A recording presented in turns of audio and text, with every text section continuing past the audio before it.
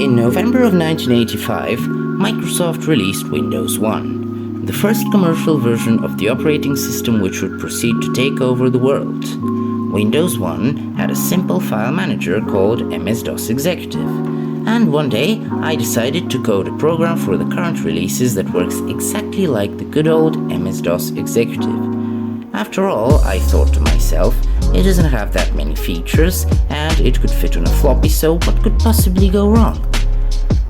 Well, let's say it took some time.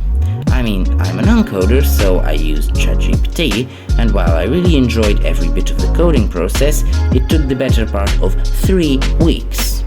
And after many war crimes in the code and things that I barely managed to make, I present to you the final product. And it's better than File Explorer.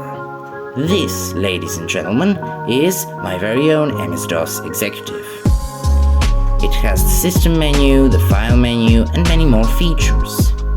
This is the About box, where you can see the available memory and disk space exactly like you could 40 years ago.